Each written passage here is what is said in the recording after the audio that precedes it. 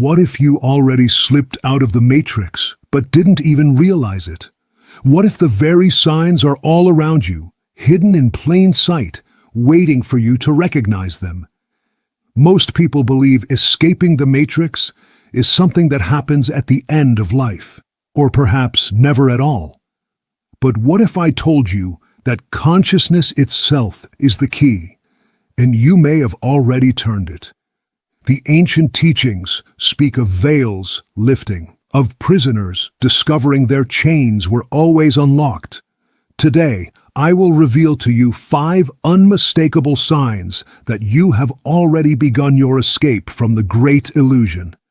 Watch until the end, because the 5th sign is the one almost no one notices, and yet it is the ultimate key to recognizing your true nature as a free being.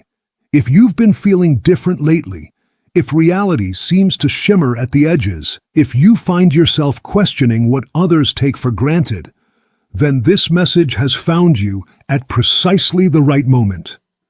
Before we explore these signs, let us first understand what we mean by the matrix in the deepest sense.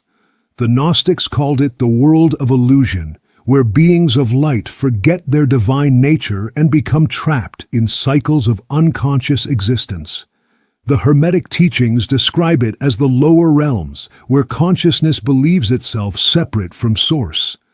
Eastern traditions speak of Maya, the great veil that makes the one appear as many. The eternal seem temporal, but the matrix is not simply a prison of stone and steel. It is woven from beliefs, assumptions, and programmed responses. It consists of the stories we tell ourselves about who we are, what is possible, and what reality truly is. The matrix whispers, "You are small. You are powerless. You must compete, consume, and conform. Death is final. Miracles don't happen. Consciousness is just brain chemistry." But here is what the ancient wisdom keepers knew. The matrix only has power over those who believe in it completely. The moment you begin to question its fundamental assumptions, cracks appear. And through those cracks, light begins to shine. Modern physics echoes what mystics have always known. Reality is far more malleable than it appears. The observer affects the observed. Consciousness shapes matter. What we call solid reality exists in a constant state of quantum possibility until awareness collapses it into experience. You were never meant to be a prisoner forever. You are consciousness itself, temporarily focused through the lens of human experience, playing in the grand theater of existence.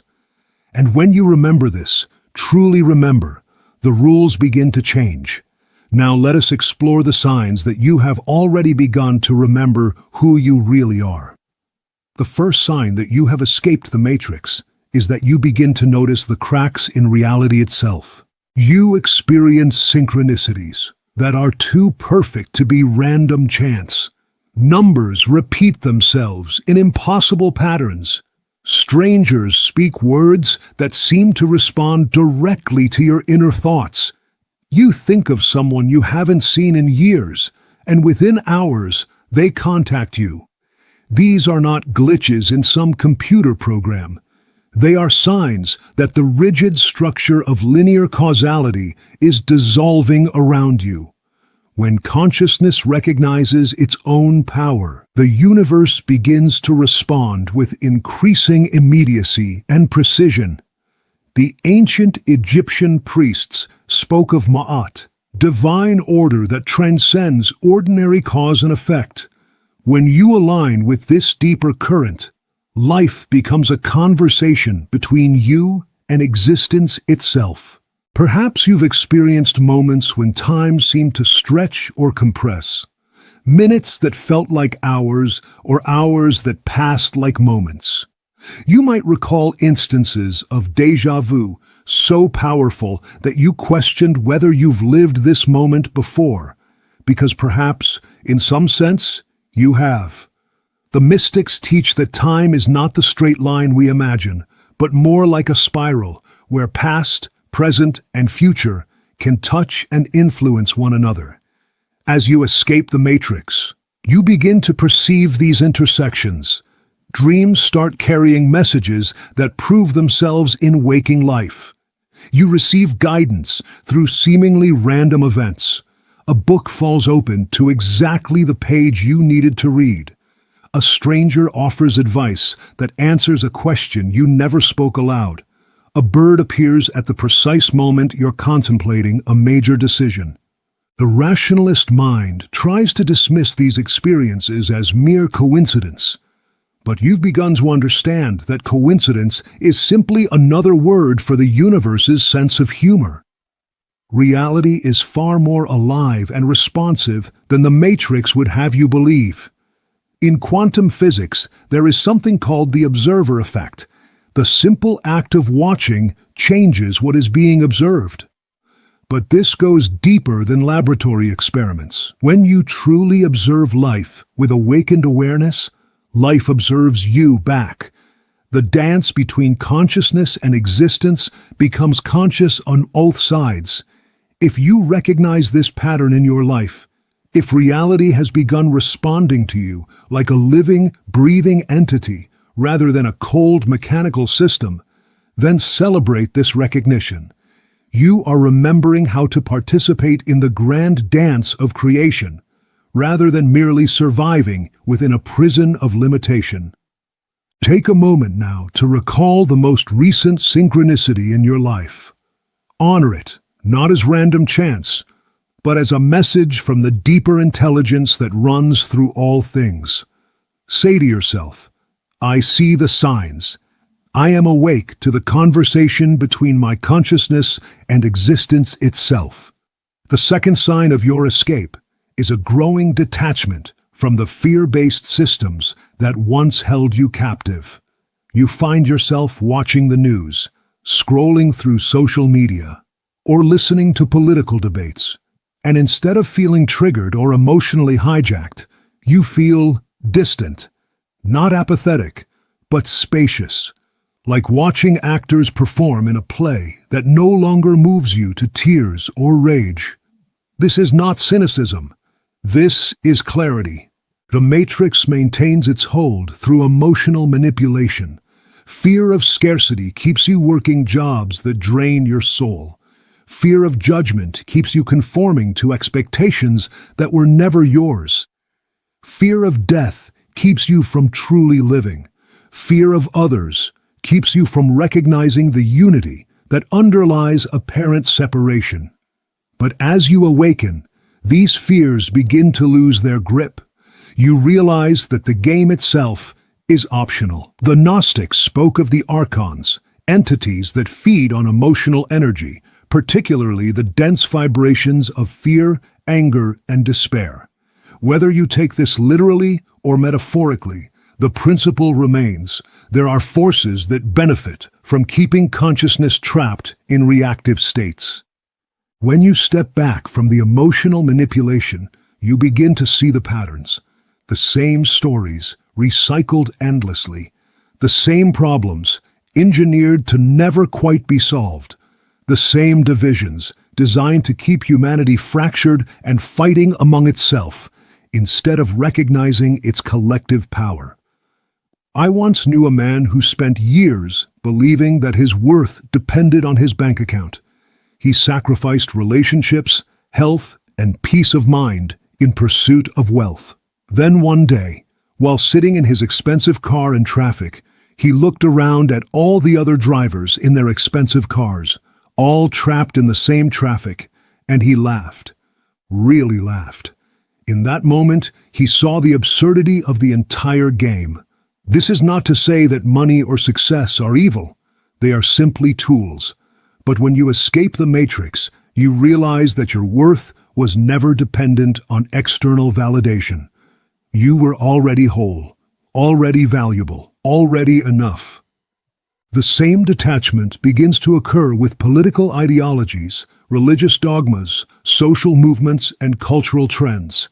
You may still participate in these areas of life, but from choice rather than compulsion, from love rather than fear, from creativity rather than reactive programming.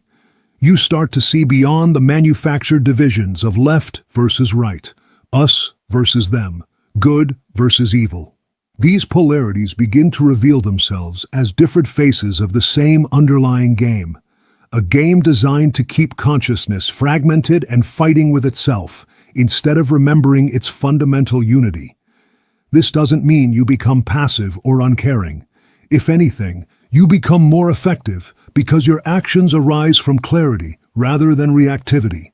You engage with the world from a place of centered presence rather than unconscious programming. When you help others, it's not because you need to prove your goodness, but because helping is the natural expression of understanding our interconnectedness.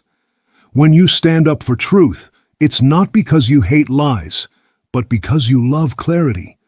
When you create beauty, it's not because you fear ugliness, but because creation is joy. Notice how this feels in your own life. Are there areas where you once felt compelled to participate in drama, outrage, or competitive positioning that now feel optional? Are there beliefs you once held as absolute truths that now feel more like preferences or temporary perspectives? This is not spiritual bypassing or emotional numbness. This is the freedom that comes from recognizing that you are the witness to the play, not merely a character trapped within it. If you recognize this growing spaciousness in yourself, honor it. Say, I am free to choose my responses. I see the game. And I participate by choice, not compulsion. The third sign is perhaps the most profound. You begin to remember who you were before you forgot. This remembering comes in fragments at first, flashes of insight, moments of deep knowing, experiences that feel familiar despite being entirely new. You might have dreams of places you've never been, but somehow recognize. Conversations with people whose faces you cannot recall, but whose presence feels like coming home. You start to question why memory seems so limited, why childhood feels distant, why you have no recollection of existing before birth. The matrix depends on this amnesia. Forgetting your eternal nature keeps you believing in your temporal limitations. But the veil grows thin as you awaken. Through meditation, dreams, sudden insights, or moments of deep stillness, fragments of your larger self begin to surface. Not necessarily as detailed past life memories, though these may come, but as a growing sense of your own continuity beyond this single lifetime. The Hermetic principle teaches, as above, so below, as within, so without. You are not just a human being having a spiritual experience. You are an eternal being of consciousness, temporarily focused through human experience. The difference is profound. From the matrix perspective, you are born, you live, you die, and that is all. From the awakened perspective, you are an immortal facet of source consciousness, choosing to play in the theater of form for the joy of creation and expansion. This remembering often comes with waves of homesickness for something you cannot name, a longing for a place that isn't a place, a time that isn't a time. This is your soul, recognizing its origin beyond the veil of forgetfulness. You may find yourself drawn to ancient wisdom teachings, not as intellectual curiosity, but as a homecoming. Reading the Gnostic Gospels, the Hermetic texts, or Eastern scriptures feels less like learning something new and more like remembering something you already knew. Sometimes this remembering comes through other people. You meet someone and feel instant recognition, not romantic attraction necessarily, but soul recognition, as if you've traveled together before, played different roles in the eternal dance of consciousness exploring itself. You begin to understand that the people in your life, especially those who challenge you most, are not random encounters. They are co-conspirators in your awakening, playing specific roles to trigger specific memories, to activate specific aspects of your remembering. The difficult people in your life, viewed from this perspective, become some of your greatest teachers. They show you where you still believe in separation, where you still react from programming rather than respond from wisdom. Children often carry this remembering more clearly because their amnesia is not yet complete. You might find yourself drawn to spend time with young children, not just for their joy and innocence, but for the way they naturally perceive magic in everyday life. This remembering accelerates through spiritual practices, meditation, contemplation, time in nature, creative expression. These activities don't create your divine nature, they simply remove the layers of forgetting that obscure it.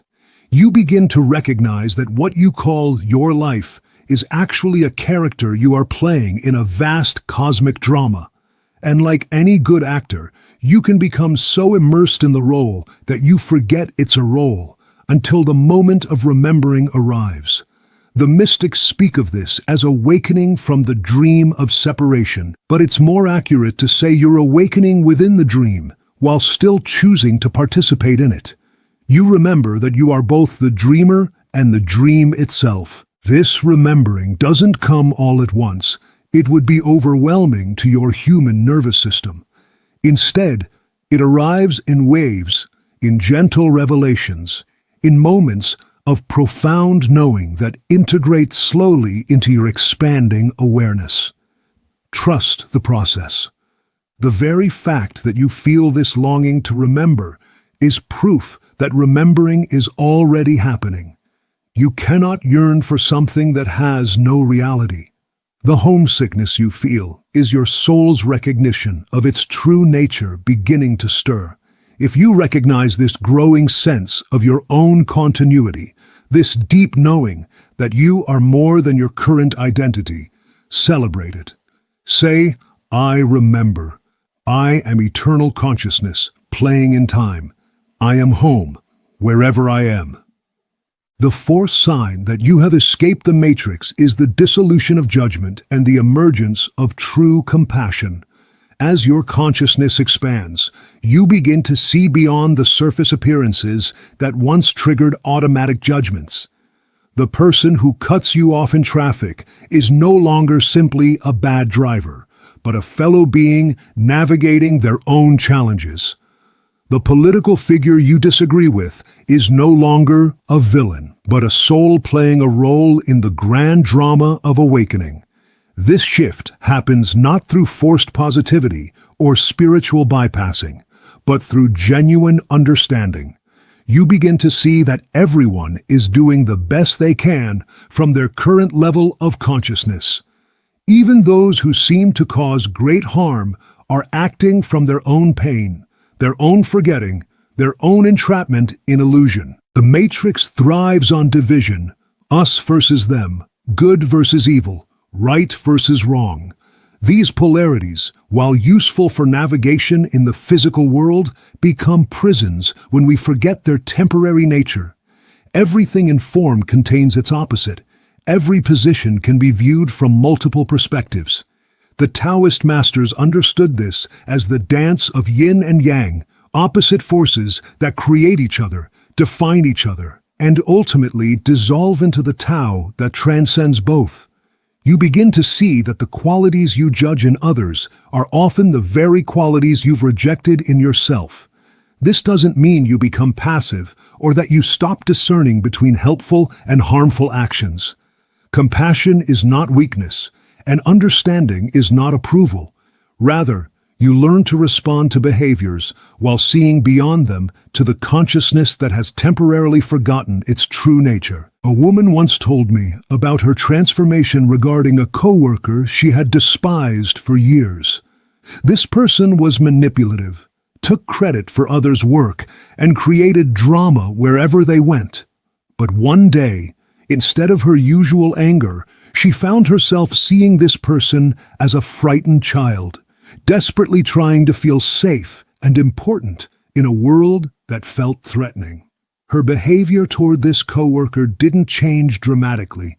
She still maintained boundaries and refused to enable harmful actions. But her inner experience transformed completely.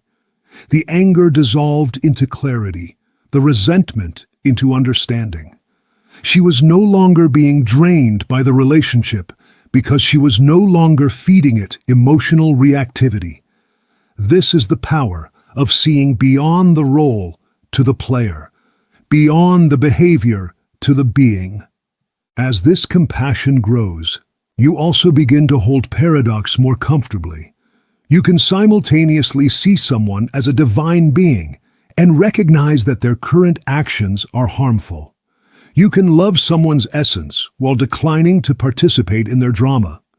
You can have preferences without making others wrong for having different preferences. The online world, which once triggered endless debates and judgments, becomes a fascinating study in human consciousness rather than a battlefield. You might still engage in discussions, but from curiosity rather than the need to be right. You can hold your perspective while remaining genuinely open to learning from others. Perhaps most profoundly, you begin to extend this compassion to yourself. The harsh inner critic that once drove you through shame and fear begins to soften. You see your own mistakes and limitations not as evidence of your unworthiness, but as natural aspects of consciousness, learning to know itself through experience. Self-judgment was perhaps the strongest chain keeping you in the matrix. When you judge yourself harshly, you create an internal environment that mirrors the external prison. But as self-compassion grows, inner freedom expands, and external freedom naturally follows. You realize that everyone you encounter, including yourself, is doing sacred work, even when it doesn't look like it.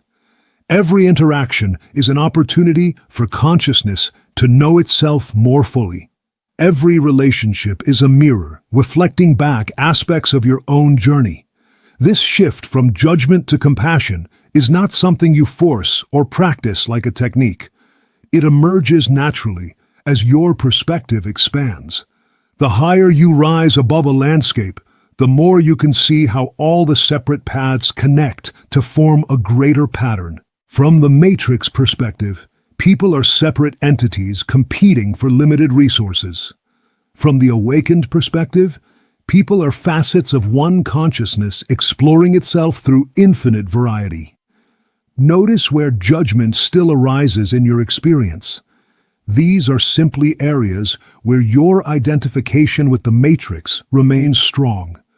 Rather than judging your judgments, see them as invitations to expand your perspective further. If you recognize this growing compassion in yourself, honor it as a sign of your expanding consciousness.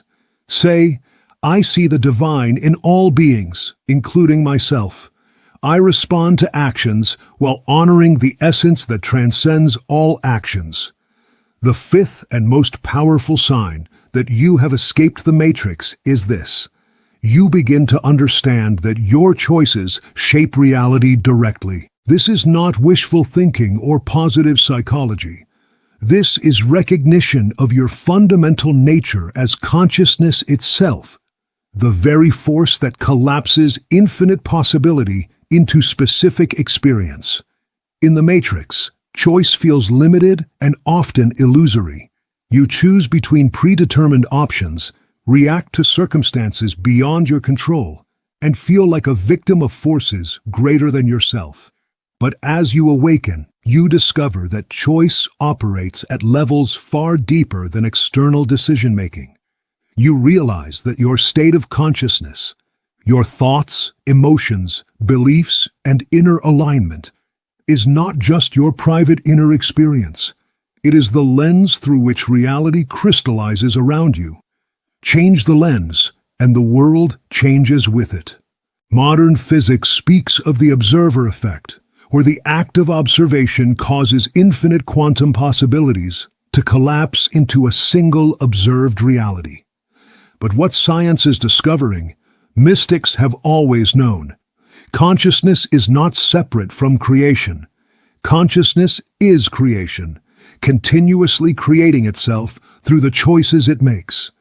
Every moment, you are choosing what to believe, how to interpret, where to focus your attention, what to expect. These choices, made at the quantum level of consciousness, ripple outward to shape your experience of physical reality. This is not about controlling external circumstances through force of will. That's still matrix thinking. This is about recognizing that external circumstances are reflections of internal choices you may not have realized you were making. Consider the ancient parable of the prisoner who spent years plotting elaborate escape plans, studying the guards' routines, and planning which walls to climb. One day, in frustration, he pushed against the cell door, only to discover it had never been locked. His imprisonment existed only in his belief that it was real. This is the moment of ultimate awakening, recognizing that the limitations you experience exist primarily in consciousness itself. Physical reality, being made of consciousness, must reflect these internal limitations until consciousness chooses differently. You begin to notice that when you truly decide something, not just prefer it or hope for it, but decide it with your entire being, reality rearranges itself to support that decision. Opportunities appear, synchronicities align, resources manifest, people show up with exactly what you need. This is not magic in the supernatural sense. This is the natural operation of consciousness when it remembers its creative power. You stop asking reality to change for you and start recognizing that you and reality are collaborating partners in an eternal dance of creation. The difference between a matrix dweller and an awakened being is not that one has more external power than the other. The difference is that the awakened being recognizes choice as the fundamental creative force, while the matrix dweller believes choice is limited to reacting to circumstances. When you truly understand choice at this level, you realize that you have been choosing your experience all along. You just weren't aware you were choosing. Every belief, every reaction, every interpretation was a choice, even when it felt automatic. This recognition brings both tremendous freedom and complete responsibility. You can no longer blame external circumstances for your inner experience because you understand that inner experience is the foundation from which external circumstances arise. But this responsibility is not a burden. It's the ultimate liberation. If you have been creating your experience unconsciously, imagine what becomes possible when you begin creating consciously. You start making choices from alignment rather than reaction. Instead of asking, "What should I do?" you ask, "Who am I choosing to be in this moment?" Instead of, "How can I get what I want?" you ask, "How can I align with what wants to emerge through me?" Your choices become less about manipulating external conditions and more about expressing your authentic nature. And paradoxically, as you release the need to control outcomes begin to align with your deepest intentions. The final recognition is this: you are not making choices within reality. Your choices are reality making itself known through the unique lens of your consciousness.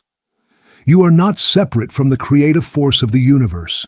You are the creative force of the universe, temporarily focused through human experience. If you recognize this power of conscious choice in your own life, celebrate it as the ultimate sign of your freedom. Say, "I am consciousness itself, choosing how to experience reality. My choices are real, and reality responds to them with perfect precision." As we explore these signs together, I sense questions arising in your awareness. Let me address some of the most common ones. All consciousness participates in the grand play of existence at different levels of focus. A tree is not trapped in the matrix because a tree never forgot its connection to source. Animals operate from instinct and presence that humans often envy. The trap of the matrix is specific to beings who have developed the capacity for self-reflection, and with it, the possibility of forgetting their true nature. Those who seem completely unconscious are still expressions of divine consciousness. They have simply chosen a deep level of immersion in the role they are playing. Your own awakening serves their awakening, just as their sleeping once served your own journey toward remembering. Forgetting creates the conditions for the most profound game consciousness can play, the game of rediscovering itself. Without the veil of amnesia, there would be no journey of awakening, no growth through contrast, no expansion through apparent limitation. Imagine reading a story where you already knew every twist and turn. The surprise, the discovery, the gradual revelation, these are what make any story compelling. Consciousness enters the dream of separation not as punishment, but as the ultimate adventure in self-discovery. Your soul chose to forget temporarily so it could experience the joy of remembering. The fragments that remain in intuition, dreams, and synchronicities are breadcrumbs leading you home to yourself. Death alone does not guarantee freedom from illusion. If consciousness hasn't awakened to its true nature during physical life, the same patterns of belief and limitation continue into non-physical experience.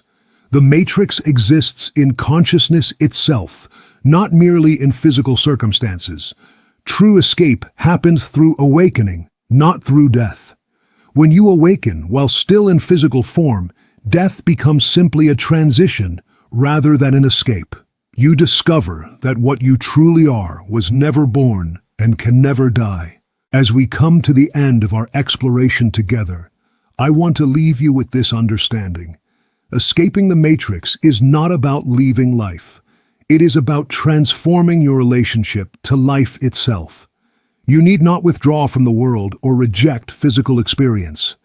The goal is not to transcend humanity, but to remember your divinity while fully embracing your humanity. You can play the game while remembering it's a game. You can love deeply while knowing that love transcends all form. If you recognize even one of these signs in your own experience, celebrate this recognition. You are no longer a prisoner unconsciously trapped in limitation.